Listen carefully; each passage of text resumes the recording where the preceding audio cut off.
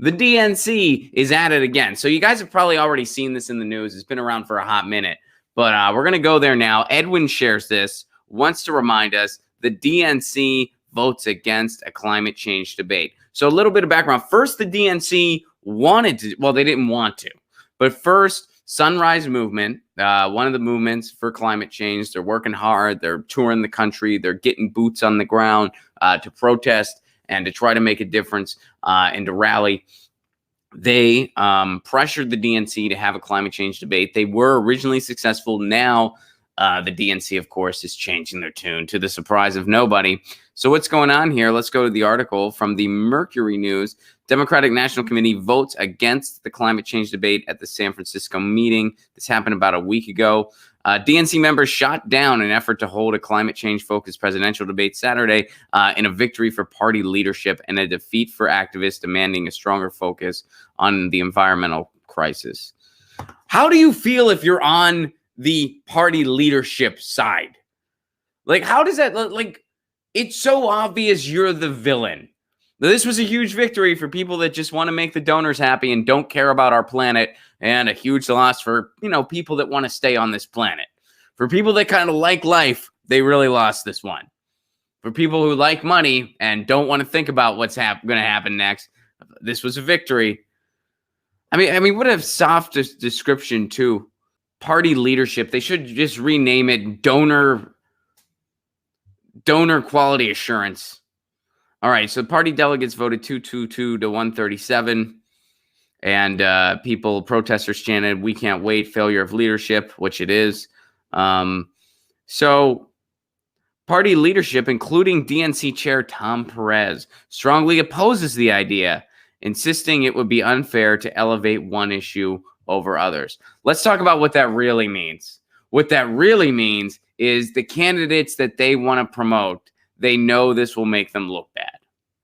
That's what this really means. That's what they're really saying here. The candidates that they want to promote, the establishment candidates that they want to win, doing an actual climate change debate would give them a disadvantage. Why would it give them a disadvantage? Because other candidates would mop the floor with them. Joe Biden would be destroyed in a climate change debate by Bernie Sanders, by Tulsi Gabbard. Kamala Harris, same deal. She would get destroyed by Bernie Sanders and Tulsi Gabbard. Basically, every candidate, except for Jay Inslee, he was pretty good on climate change, but he dropped out. So that's why they don't want to have one. That's the real reason they don't want to have a climate change debate. And here's what I had to say about it on Twitter. I said this. So Tom Perez goes, this is about something else. "I'm sick and tired of the empty rhetoric coming from Trump and the GOP on gun violence," which that's fair. "This epidemic is not inevitable. It is the price of inaction. Senate Republicans must join House Democrats in passing gun safety legislation." Now, that's a true statement. I, too, am sick of the empty rhetoric coming from Trump and the GOP on gun violence. The Democrats are also issuing empty rhetoric, and they have no plan either. So here's what I tweeted. "I'm sick and tired of the empty rhetoric from your party and the fact that you're shutting down a debate on climate change to protect your preferred candidates. The GOP is disgusting beyond measure, and they're able to be because of how weak the competition is." And that's true.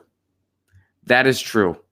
When you think about the GOP and you think about how toxic the GOP is, I mean, Noam Chomsky called the GOP one of the biggest threats to humankind.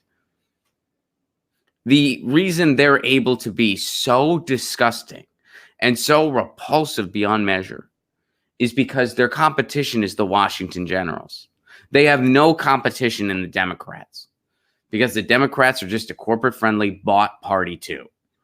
So you have these incredibly weak people like Tom Perez leading them and shooting down a debate on climate change. Why? Because it would make their preferred candidates look bad. That is the only reason their preferred candidates would look bad in a climate change debate. It's not because, oh, we don't want to play favorites on issues. You don't want to play favorites. How about the issue of we want to stay on this planet? How about that issue? No, they just don't want to make their candidates look bad. Get your news on with Ron. Don't you want to know what's going on? We're getting our news on today. Get your news on with Ron. Don't you wanna know what's going on? We're getting our news on today. You can tweet me an article at Ron Placone. We'll go through it together and make it our own. Get your